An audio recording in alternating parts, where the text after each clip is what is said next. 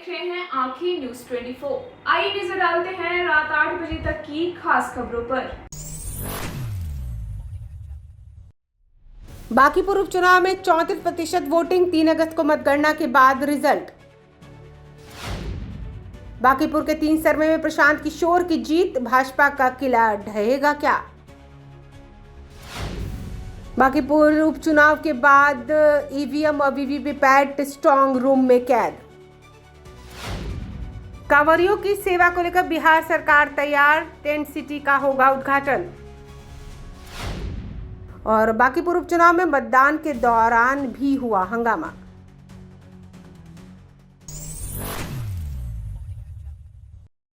पटना की चर्चित विधानसभा सीट बांकीपुर में उपचुनाव के लिए वोटिंग खत्म हो गई है। शाम 6 बजे तक 34.30% मतदान हुआ। वोटिंग का फाइनल आंकड़ा थोड़ा बढ़ सकता है। भारतीय जनता पार्टी के नीरज कुमार सिन्हा, राष्ट्रीय जनता दल की रेखा गुप्ता और जन स्वराज पार्टी के प्रशांत किशोर समेत 25 उम्मीदवारों की किस्मत ईवीएम में कैद हो गई है। बांकीपुर सीट पर मतगणना 3 अगस्त को होगी, जिसके बाद नतीजे जारी कर दिए जाएंगे। बीजेपी के अध्यक्ष नितिन नवीन के विधानसभा की सदस्यता छोड़ने के बाद बांकीपुर सीट पर उपचुनाव हो रहा है। पटना में सुबह कुछ इलाकों में बारिश की वजह से मतदान पर असर पड़ा था। हालांकि दोपहर में मौसम खुलने के बाद मतदान की रफ्तार धीमी ही रही। बांकीपुर बिहार की उन सीटों में है जहां हमेशा मतदान का प्रतिशत कम रहता है। 2025 के चुनाव में भी 41% वोटिंग हुई। मीठापुर इलाके में सुबह जनसुराज और भाजपा के कार्यकर्ताओं के भिड़ने की खबर आई। भाजपा ने जनसुराज पर बोगस वोटिंग का आरोप लगाया। इसके बाद शाम में एएन कॉलेज बूथ पर भी दोनों पार्टियों के कार्यकर्ताओं में गहमागहमी हुई। मतदान का फाइनल आंकड़ा जारी हो गया है। फाइनल डेटा में थोड़ा बहुत इजाफा हो सकता है, क्योंकि 6 बजे के बाद भी जो वोटर लाइन में खड़े थे उनका मतदान कराया गया। सभी 422 बूथों से पोलिंग पार्टियां पुलिस बल के साथ ईवीएम को एएन कॉलेज में बने स्ट्रांग रूम में पहुंचने लगे हैं। बांकीपुर सीट पर उपचुनाव संपन्न हुआ। एएन कॉलेज स्ट्रांग रूम में ईवीएम पहुंच चुके हैं। राजधानी पटना की सबसे हाई प्रोफाइल बांकीपुर विधानसभा सीट पर उपचुनाव के लिए मतदान की प्रक्रिया सफलतापूर्ण संपन्न होने के बाद पोलिंग पार्टियां पुलिस बल के साथ ईवीएम और वीवीपैट मशीनों को लेकर सुरक्षित स्ट्रांग रूम की ओर लौटने लगी। ईवीएम जमा करने के लिए पटना के बोरिंग रोड स्थित एएन कॉलेज में विशाल स्ट्रांग रूम सह संग्रह केंद्र बनाया गया है। शाम ढलते ही एएन कॉलेज परिसर में मतदान कर्मियों और सुरक्षा बलों की गाड़ियों का आना जाना शुरू हो गया है। चुनाव आयोग के अधिकारियों की मौजूदगी में सीलबंद ईवीएम मशीनों को जमा कराने का काम तेजी से चल रहा है। ब्यूरो रिपोर्ट, आंखें न्यूज 24।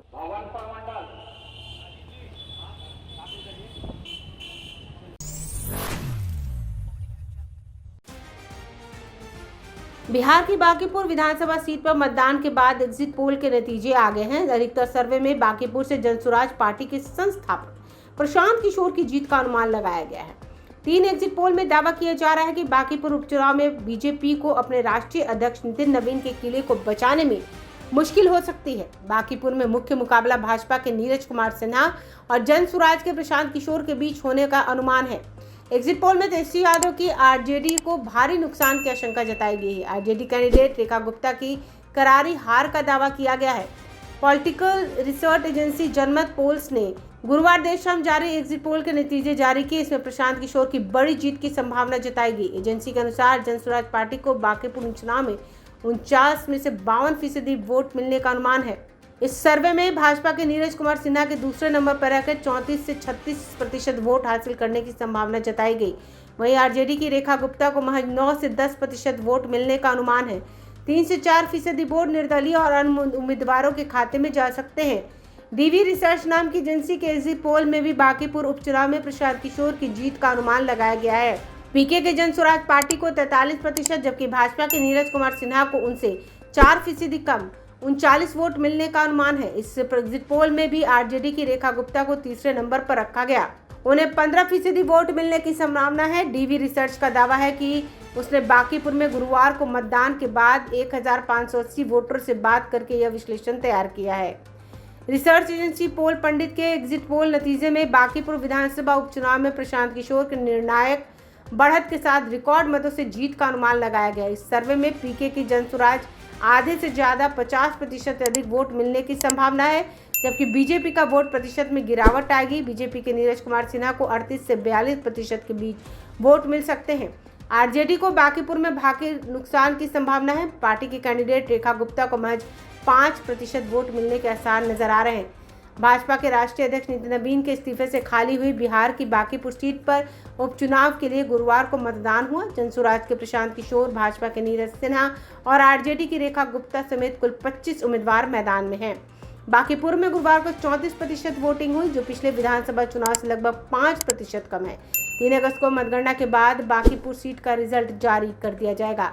बांकीपुर सीट भाजपा का गढ़ मानी जाती रही है। नितिन नवीन खुद यहां से लगातार 5 बार विधायक रहे। लगभग 3 दशक से यह सीट भाजपा के कब्जे में है। नितिन से पहले उनके पिता नवीन प्रसाद किशोर सिन्हा 4 बार यहां से विधायक रहे। 2008 के परिसीमन से पहले बांकीपुर सीट पटना पश्चिम के नाम से जानी जाती थी। इस तरह के एग्जिट पोल रुझान के बीच 3 अगस्त को यह देखना दिलचस्प होगा कि भाजपा अध्यक्ष नितिन नवीन अपना गढ़ बचा पाते हैं या नहीं। ब्यूरो रिपोर्ट, आंखें न्यूज़।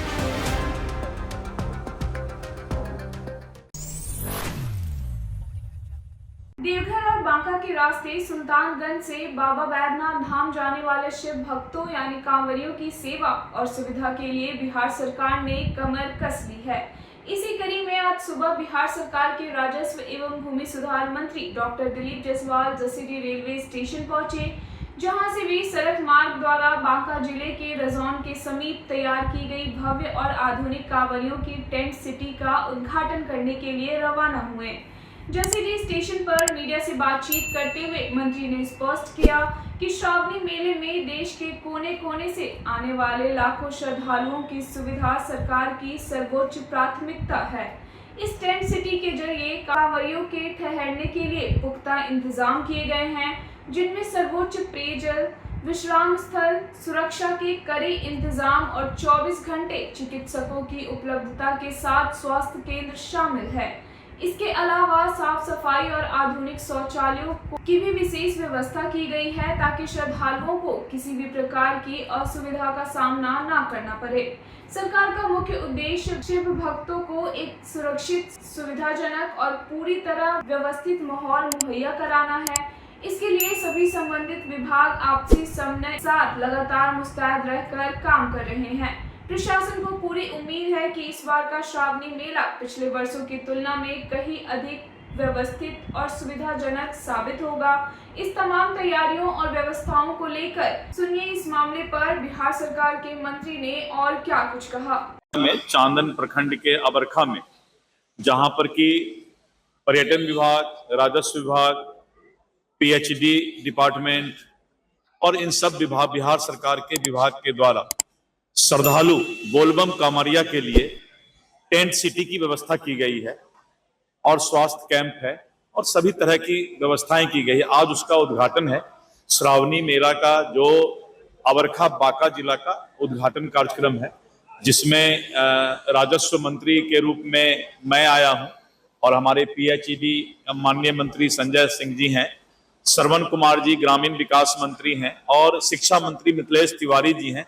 और हम लोग सब आज अबरखा में श्रद्धालु की सेवा के लिए जो भी व्यवस्था बिहार सरकार हो सकता है अच्छी व्यवस्था कर रही है। झारखंड सरकार के द्वारा भी अच्छी व्यवस्था है और सब मिल करके श्रावणी मेला को सफल आयोजन कराएंगे। सावन माह के प्रथम दिन हमारे बिहार के लोकप्रिय माननीय मुख्यमंत्री जी के 2 दिन पहले उद्घाटन हुआ था। उसके बाद आज हम लोग 4 माननीय मंत्री आए हैं और आज हम लोग जो सरकारी शिविर है उसका उद्घाटन करेंगे, जो वहाँ पे कार्यक्रम होना है।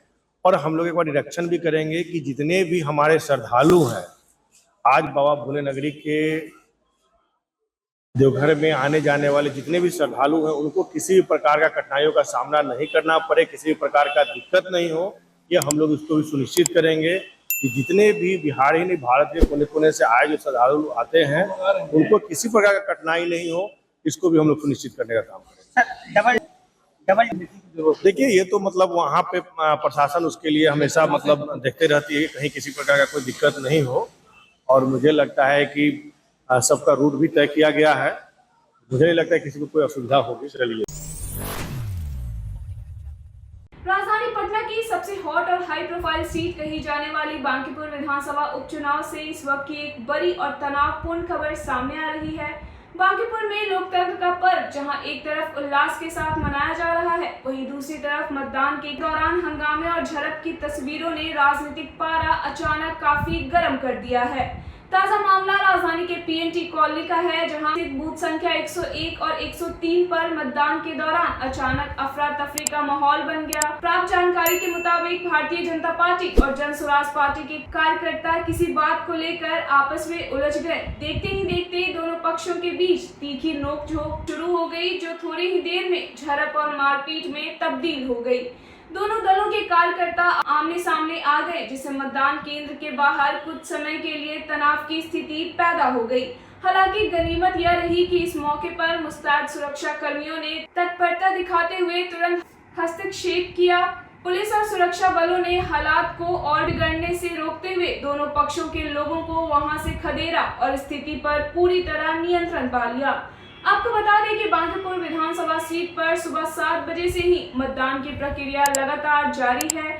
इस बार के उपचुनाव में राजनीतिक समीकरण कुछ ऐसे हैं कि यहां सीधा मुकाबला बेहद कड़ा और त्रिकोणीय माना जा रहा है, और यही वजह है कि चुनावी मैदान में उतरी पार्टियों के खेमों में सरगर्मी अपने चरम पर है। इस हंगामे से पहले भी सुबह से ही राजनीतिक सरगर्मियां तेज थी। मतदान शुरू होने से ठीक पहले जन स्वराज पार्टी की तरफ से यह गंभीर आरोप लगाया गया था कि पुलिस प्रशासन द्वारा उनके करीब 16 से 20 कार्यकर्ता को बीती रात ही हिरासत में ले लिया गया है।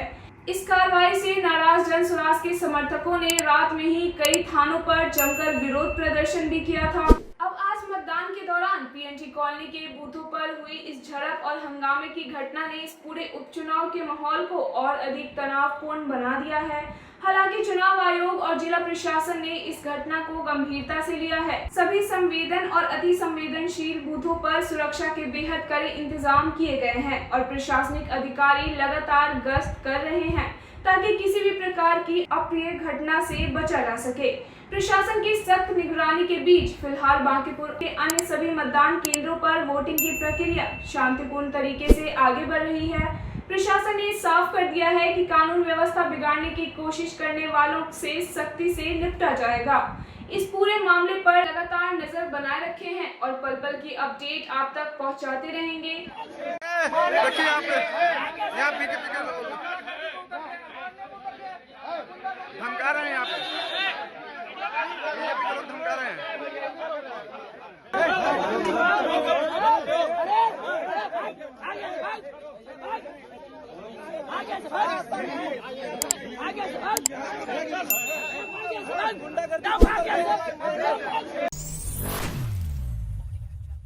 अगर आपने हमारा चैनल अभी तक सब्सक्राइब नहीं किया है तो इसे जल्दी से लाइक करें, कमेंट करें, शेयर करें और सब्सक्राइब करना ना भूलें, ताकि आप देश और दुनिया की तमाम बड़ी खबरों के लिए बने रहें हमारे साथ। आखिर न्यूज़ 24 पर नजर हर खबर पर।